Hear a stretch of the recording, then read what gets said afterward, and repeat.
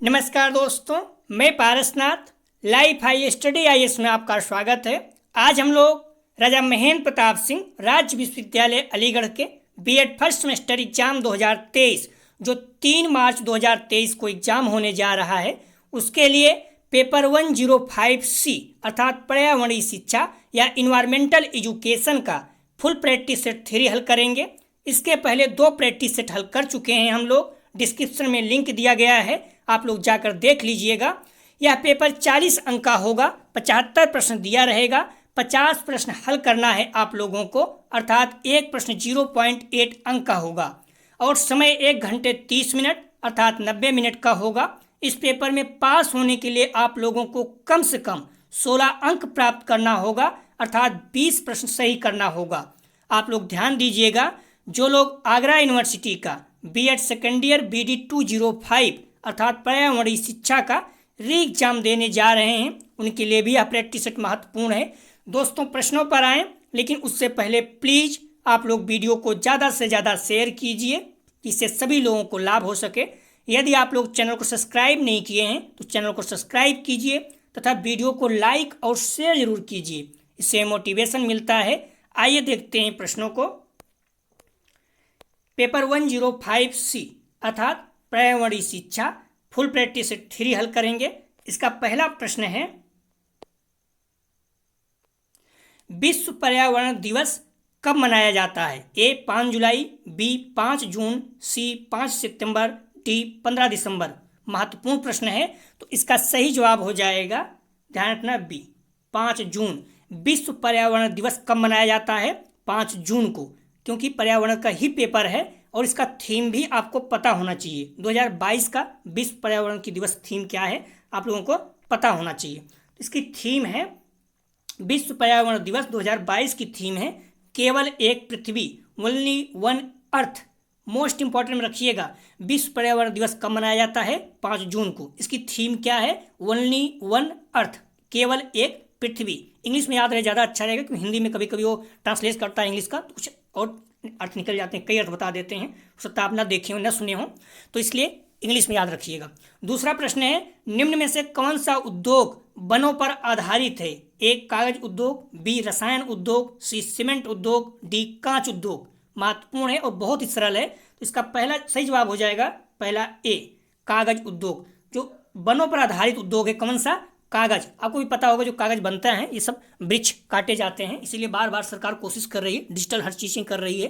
ठीक है, तो इसका सही जवाब हो जाएगा 2 का A। पीसीएस वगैरह में भी बार बार प्रश्न पूछा गया है, महत्वपूर्ण है। और पर्यावरण दिवस कब मनाया जाता है, भी पीसीएस में बार बार पूछा जाता है, तो 5 जून को। अगला प्रश्न है 3 नंबर, हिमालय क्षेत्र में किस प्रकार के वन पाए जाते हैं? A पतझड़ वन, B सदाबहार वन, C चौड़े पत्ते वाले वन, D शंकुधारी वन। तो सही जवाब हो जाएगा 3 का D शंकुधारी वन। अगला प्रश्न है 4 नंबर, खनिज ईंधन का कौन सा उदाहरण नहीं है? महत्वपूर्ण प्रश्न है, ध्यान रखना। काठ कोयला, B प्राकृतिक gas, C uranium, D platinum. तो इसका सही जवाब हो जाएगा 4 का, ध्यान रखना, D प्लेटिनम। खनिज ईंधन का कौन सा उदाहरण नहीं है? तो प्लेटिनम। ठीक है, काठ कोयला, प्राकृतिक गैस, यूरेनियम, ये तीनों खनिज ईंधन है, लेकिन प्लेटिनम नहीं है। D इसका सही जवाब हो जाएगा। अगला प्रश्न है, प्रकाश ऊर्जा के भोजन ऊर्जा में बदलने की प्रक्रिया कहलाती है? A विकिरण, B प्रसरण, C छितराना, D प्रकाश संश्लेषण। तो प्रकाश ऊर्जा के भोजन ऊर्जा में बदलने की प्रक्रिया कहलाती है, तो सही जवाब हो जाएगा D प्रकाश संश्लेषण। अगला प्रश्न है, हमारे देश में ऊर्जा संकट का कारण है? A चोरी, B नए उद्योग, C वितरण में कमी, D उपरोक्त सभी। सही जवाब हो जाएगा इसका, ध्यान रखना, 6 का सही जवाब हो जाएगा B नए उद्योग। हमारे देश में ऊर्जा संकट का कारण क्या है? नए उद्योग। हालांकि इसमें नॉर्मली देखो तो सही हो सकता है, क्योंकि चोरी भी होती है, लेकिन हम कह नहीं सकते इसमें देश में क्या होता है। ढेर सारी हमारे देश की निगेटिव पॉइंट है, हम निगेटिव पॉइंट नहीं मान सकते कि चोरी होती है हमारे देश में। ठीक है, अगर ये नहीं होता, वितरण में कमी, ये नॉर्मली हम लोग वितरण कर रहे हैं, लेकिन जो वितरण के समय जो ह्रास होता है वो प्रॉब्लम है संकट का, लेकिन वितरण में कमी नहीं है। ठीक है, हमारे देश में ऊर्जा संकट जो कारण है मूल, इसमें नए उद्योग। ठीक है, B इसका सही जवाब हो जाएगा। अगला प्रश्न है, नर्मदा बचाओ आंदोलन से कौन संबंधित है? महत्वपूर्ण है और बार बार पूछा जा रहा है। सही जवाब हो जाएगा इसका डी, इनमें से कोई नहीं है। ध्यान रखना, नर्मदा बचाओ आंदोलन से कौन संबंधित है, हम लोग सुबह वाले पेपर में टेस्ट में कर चुके हैं। ठीक है, आपको पता होना चाहिए, मोस्ट इंपॉर्टेंट है। हालांकि मैंने लिख दिया है, मेधा पाटेकर जी संबंधित हैं। अगला प्रश्न है, अतिवृष्टि से होने वाली आपदा को कहते हैं? ए बाढ़, बी सूखा, सी अपरदन, डी अपक्षय। अतिवृष्टि मतलब अधिक वर्षा से कौन सी आपदा होती है? तो सही जवाब हो जाएगा 8 का ए, बाढ़। बाढ़ जो है ज्यादा बारिश से बाढ़ होती है। अगला प्रश्न है,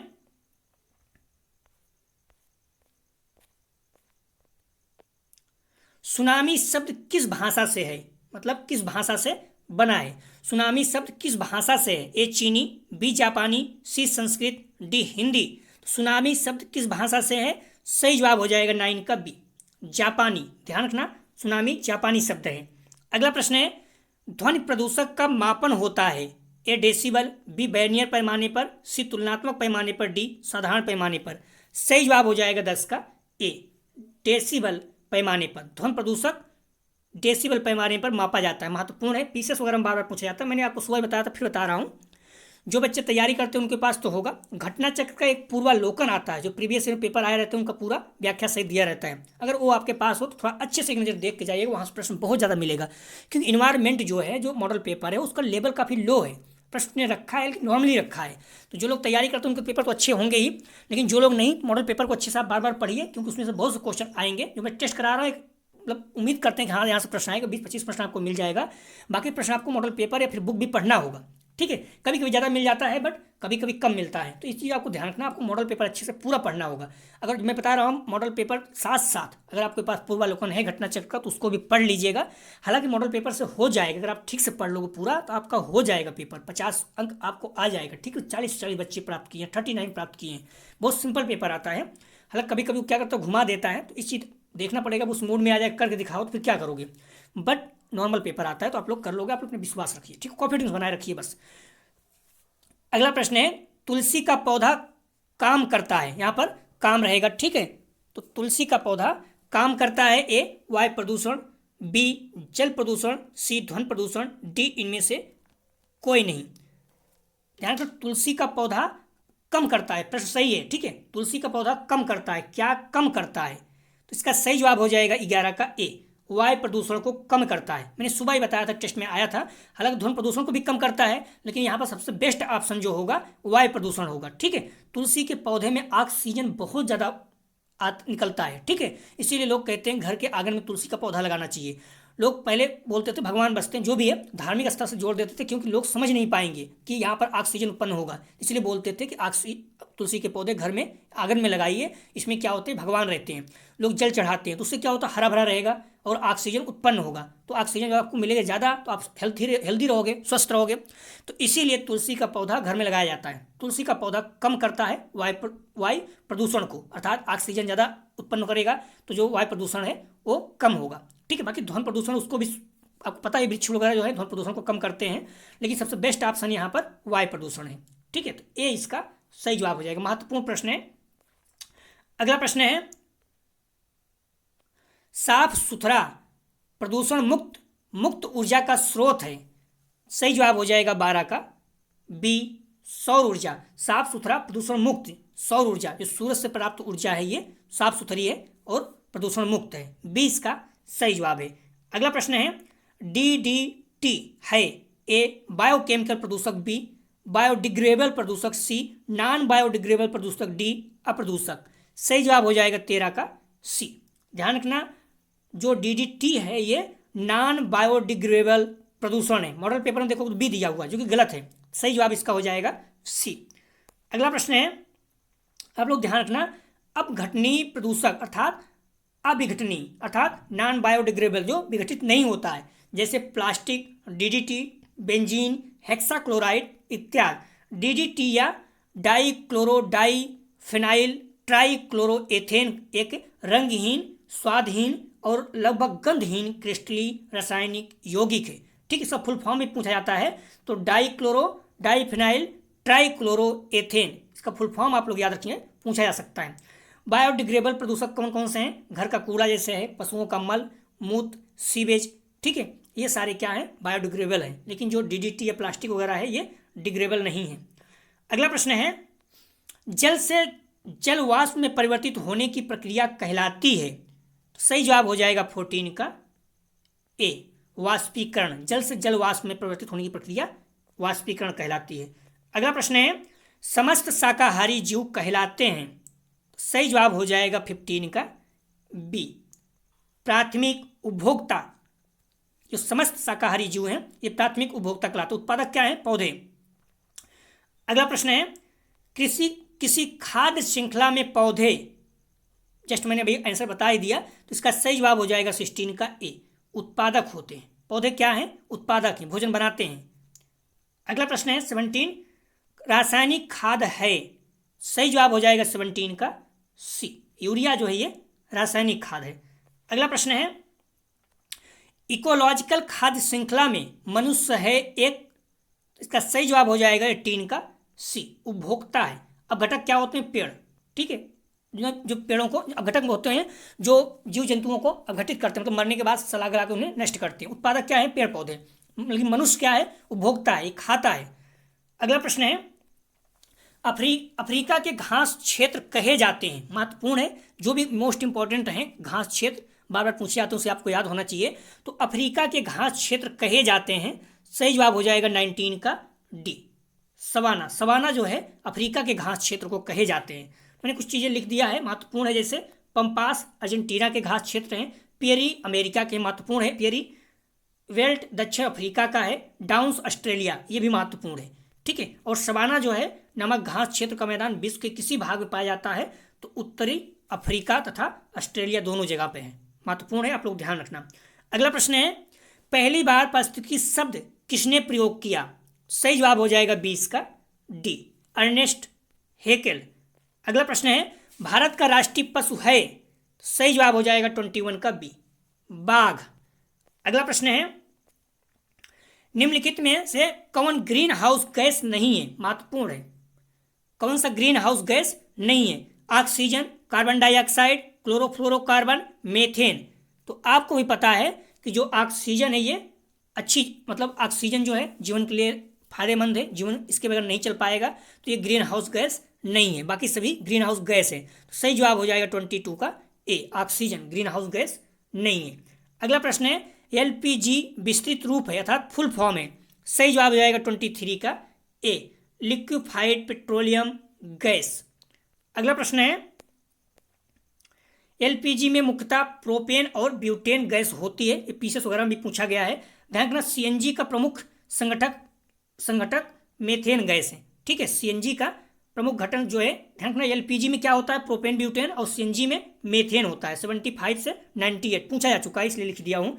सूर्य है एक ग्रह, तारा, उपग्रह, इनमें से कोई नहीं। 24 का सही जवाब हो जाएगा बी, तारा। ठीक है, सूर्य क्या है? तारा है, ध्यान रखना, आप लोग कंफ्यूज मत होना। कौन जीवाश्म अपशिष्ट ईंधन है? सही जवाब हो जाएगा 25 का डी, सभी। कोयला, पेट्रोल, एलपीजी सभी जो है जीवाश्म अपशिष्ट ईंधन है।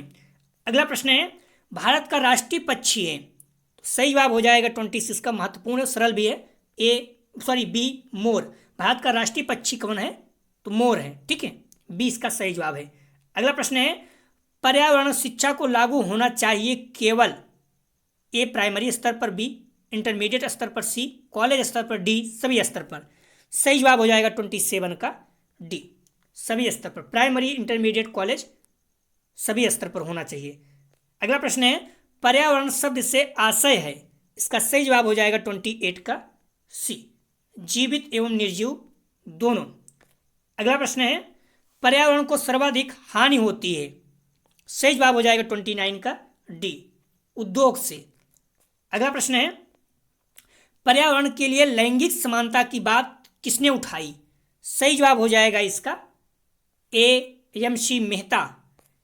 अगला प्रश्न है, पर्यावरण शिक्षा को एक विषय की भांति किसने घोषित किया? तो सही जवाब हो जाएगा 31 का डी, सर्वोच्च न्यायालय ने। अगला प्रश्न है, वायु प्रदूषण में परतों की संख्या है?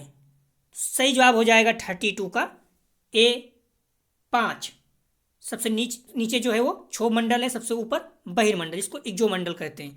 तो पांचों का आपको नाम पता होना चाहिए। ठीक है, पृथ्वी के वायुमंडल की 5 परतें हैं, क्षोभ मंडल, समताप मंडल, मध्य मंडल, आयन मंडल, वायुमंडल। पांचों पता होना चाहिए। अगला प्रश्न है, वायु में नाइट्रोजन उपस्थित है। ए 75%, बी 21%, सी 27%, डी 78%। तो ध्यान रखना, नाइट्रोजन की बात कर रहा है, वायु में नाइट्रोजन उपस्थित है। तो सही जवाब हो जाएगा 33 का डी 78%। ऑक्सीजन कितना है? 21%। ठीक है, डी इसका सही जवाब है। वायुमंडल में ऑक्सीजन का स्रोत है, तो इसका सही जवाब हो जाएगा 34 का सी, प्रकाश संश्लेषण से ऑक्सीजन उत्पन्न होता है। अगला प्रश्न है, निम्नांकित में से सर्वाधिक वनाच्छादन किस राज्य का है?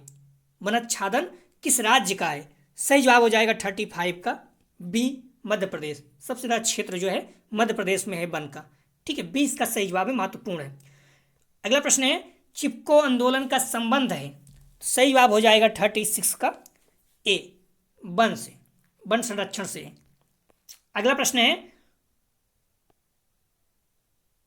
कुल भूमि का वनों से घिरा भाग है। तो सही जवाब हो जाएगा 37 का सही जवाब है ए, 30%, 29.2। ये विश्व की बात कर रहा है, पूरे विश्व में जो जमीन है उसका कितना परसेंट भूमि वन से घिरा है? तो 30% लगभग। भारत में 24.54 समथिंग करके है। अगला प्रश्न है, प्रदूषण का सबसे बड़ा कारक है। सही जवाब हो जाएगा 38 का डी, मनुष्य जो है सबसे बड़ा कारण है। मनुष्य नहीं होता तो प्रदूषण शायद ही ना हो। शोर प्रायः मापा जाता है। सही जवाब हो जाएगा 39 का बी, डेसिबल में। अगला प्रश्न है, सीएनजी का पूर्ण रूप है। सही जवाब हो जाएगा 40 का D, natural compressed natural gas. अगला प्रश्न है, क्लोरोफ्लोरोकार्बन प्रयुक्त होते हैं। सही जवाब हो जाएगा 41 का डी, सभी।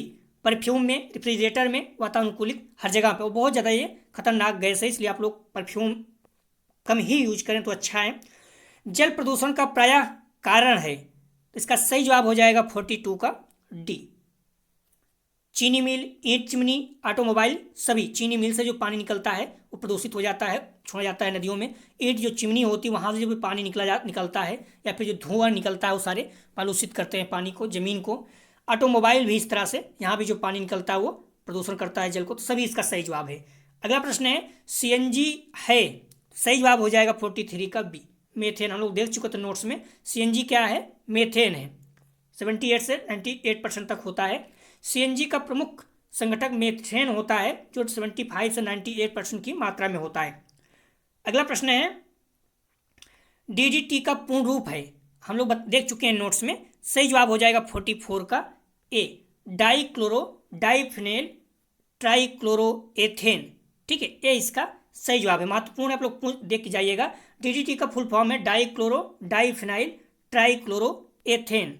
एथेन ध्यान रखना, यहाँ पर एथे है या फिर एथेन है, तो यहाँ पर एथेन है। ठीक है, यहाँ पर गलत लिखा गया है, थोड़ा सा ध्यान रखना आप लोग, कुछ चीज़ें त्रुटि हो जाती है।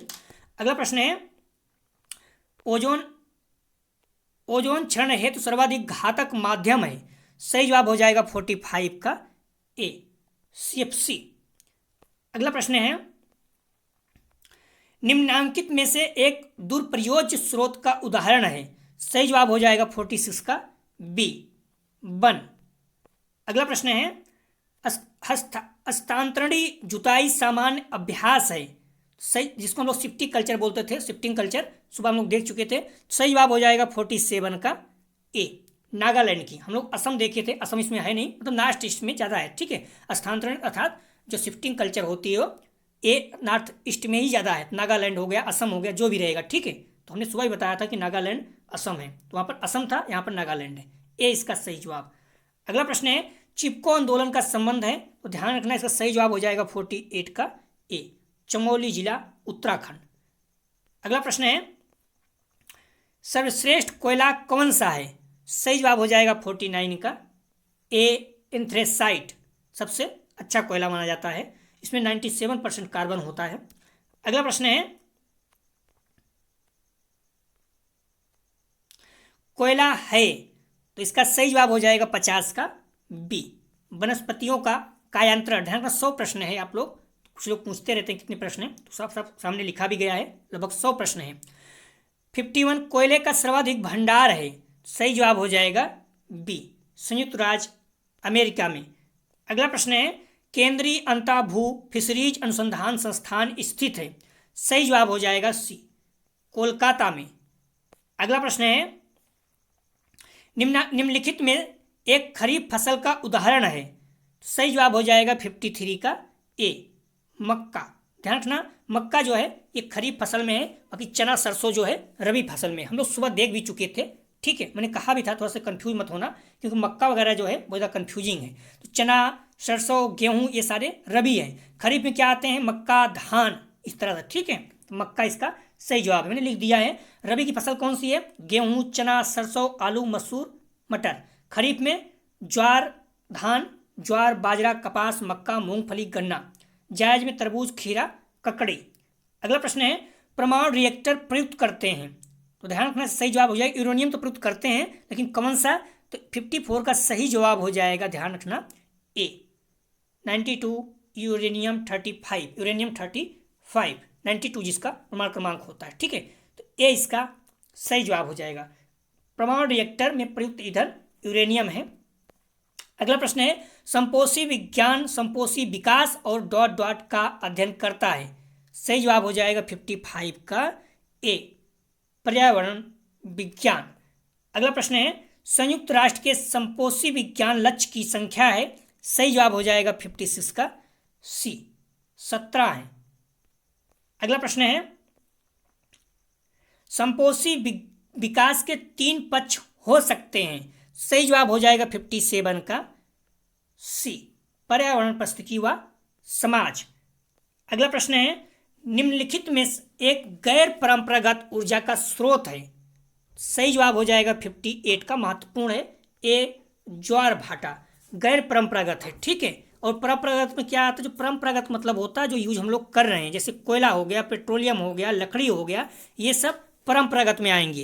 लेकिन गैर परंपरागत में ज्वार भाटा हो गया, पवन ऊर्जा हो गया, सौर ऊर्जा हो गया, जल ऊर्जा हो गया, ये सब गैर परंपरागत में आते हैं, ठीक है। तो ए इसका सही जवाब है। अगला प्रश्न है शैवाल को वर्गीकृत किया जा सकता है। तो इसका सही जवाब हो जाएगा 59 का सही जवाब है सी, उत्पादक। शैवाल जो है उत्पादक है, पेड़ भी उत्पादक है। अगला प्रश्न है जलीय पारिस्थितिकी तंत्र है। सही जवाब हो जाएगा 60 का डी, सभी, तालाब नदी समुद्र तीनों। अगला प्रश्न है हिरोशिमा प्रसिद्ध है। सही जवाब हो जाएगा 61 का डी, गिरे परमाणु बम के लिए। यहाँ पर अमेरिका ने परमाणु बम गिरा दिया था, इसलिए हिरोशिमा और नागासाकी दोनों।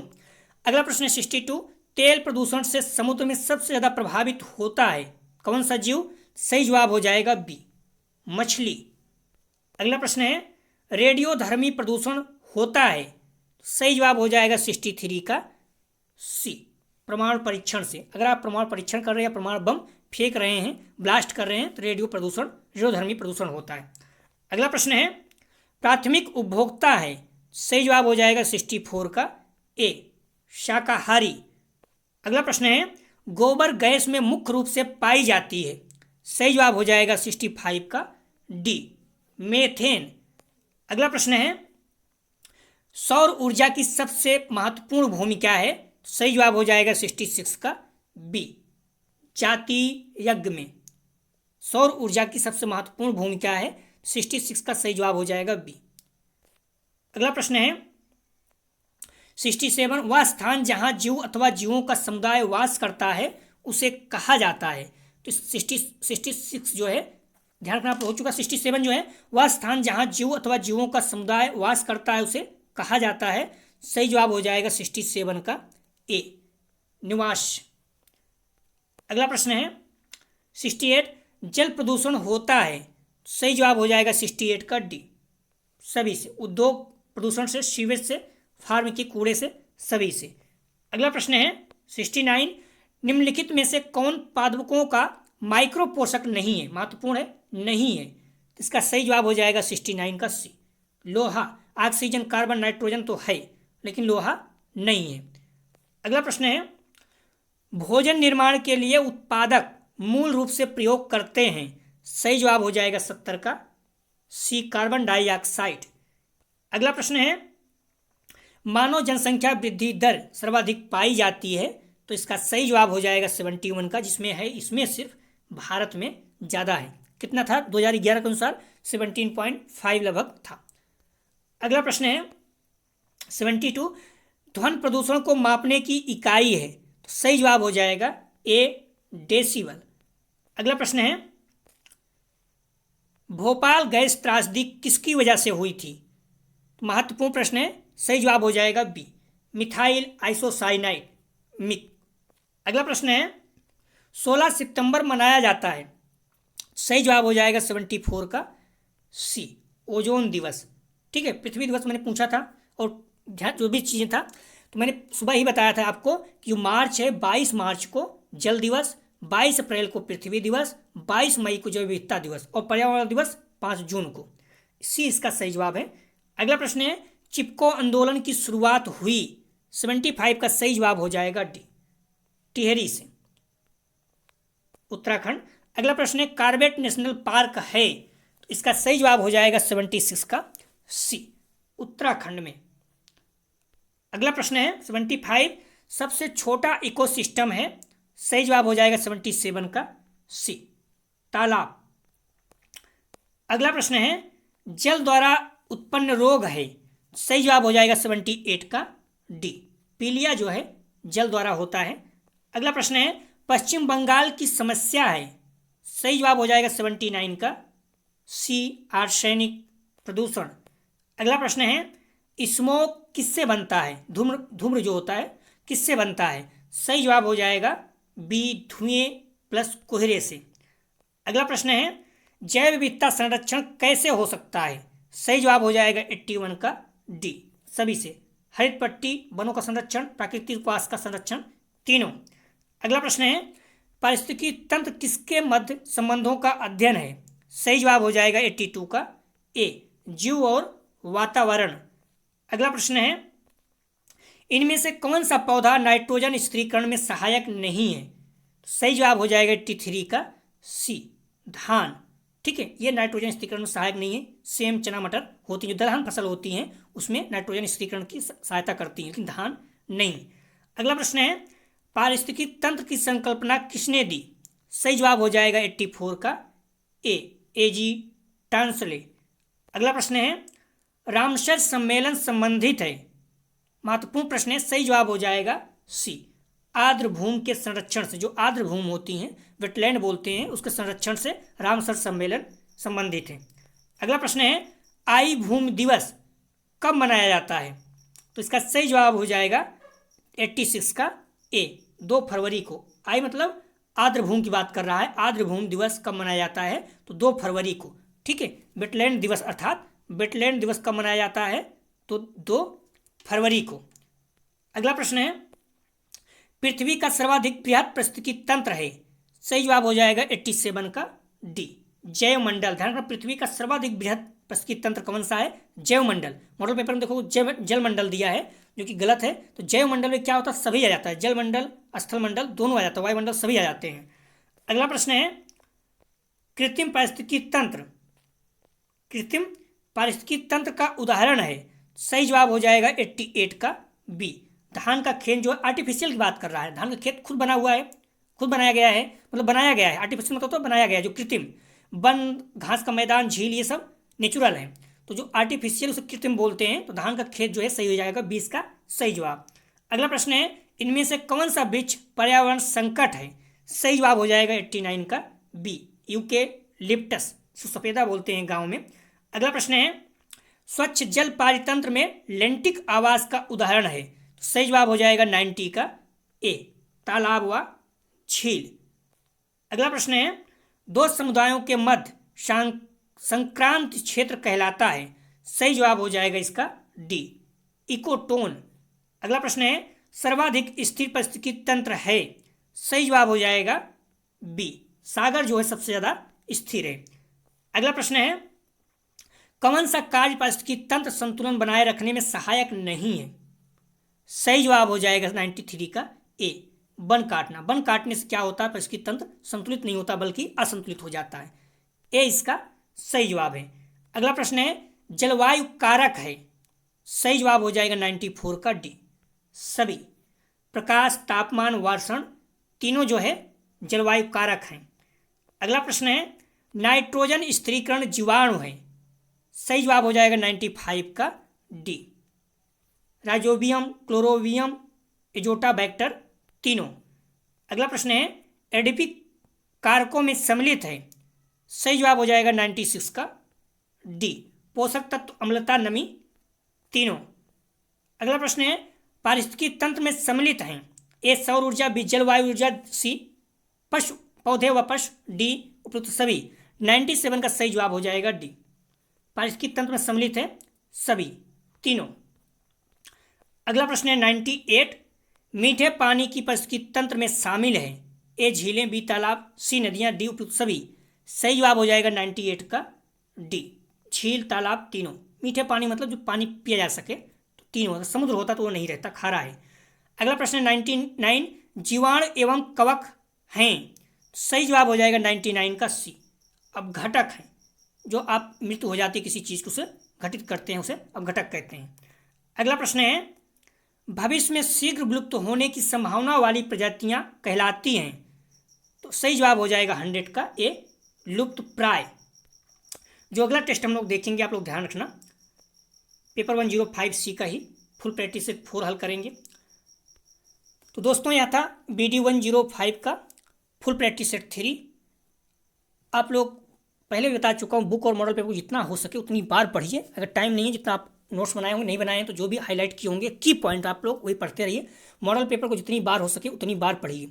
मेरा टेस्ट कराने का एक ही पर्पज रहता है कि आप लोग अपना चेक कर सकें कहाँ क्या कन्फ्यूज हैं, कहाँ प्रॉब्लम है। यहाँ से 20-25 प्रश्न आपको मिल जाएगा सीधा सीधा। बाकी प्रश्न घुमा के जो मैं बताता रहता हूँ वो सब भी मिल सकता है, ठीक है। तो इसलिए अपने आप पे विश्वास कीजिए और बार बार जितना हो सके मॉडल पेपर को पढ़ते रहिए। टेस्ट में जब भी करूँ इसको आप हमेशा टेस्ट दीजिए, और जो भी PDF रहती है उसे आप पढ़ के अच्छे से जाइए। आप निश्चित रूप से बहुत अच्छे अंक आएंगे। दोस्तों ये बहुत सरल पेपर आएगा, विश्वास कीजिए, बट अगर आप अच्छे से करेंगे तो भी। तो डिस्क्रिप्शन और कमेंट सेक्शन दोनों जगह पे टेलीग्राम व्हाट्सएप ग्रुप का लिंक दिया गया है, आप लोग ज्वाइन कर लीजिएगा। कमेंट सेक्शन में सबसे ऊपर ही व्हाट्सएप और टेलीग्राम दोनों का लिंक रहता है। आप लोग बार बार पूछते हो कि नहीं मिल पा रहा है, ठीक है। तो आप लोग ग्रुप ज्वाइन कर लीजिए, PDF वहाँ से आपको मिल जाएगा, और जो भी वीडियो है उसका नोटिफिकेशन भी मिल जाएगा। प्लीज़ आप लोग वीडियो को ज़्यादा से ज़्यादा शेयर कीजिए, इससे सभी लोगों को लाभ हो सके। साथ ही व्यू ज़्यादा आए तो उससे मोटिवेशन मिलता है। अपने कॉलेज के ग्रुप, दोस्त यार जो भी हैं, आप उन्हें शेयर कीजिए। जहाँ एग्जाम देने जाते हैं वहाँ भी इस चैनल के बारे में बताइए। एक चैनल है, यहाँ पर BEd पढ़ाया जाता है। तो ध्यान रखना, जो भी लोग आपके परिचित के BEd कर रहे हैं सभी को हम्बली रिक्वेस्ट है शेयर कीजिए, क्योंकि हम लोग BEd second semester, third semester, fourth semester, सारे सेमेस्टर को हम लोग देखते रहेंगे, साथ साथ पढ़ते रहेंगे। तो इसलिए आप लोग जुड़े रहिए। बस इतना ही हेल्प कीजिए कि वीडियो को ज़्यादा से ज़्यादा शेयर कीजिए, इससे हमारा मोटिवेशन बढ़ेगा और हम लोग साथ में बने रहेंगे। वीडियो देखने के लिए धन्यवाद दोस्तों।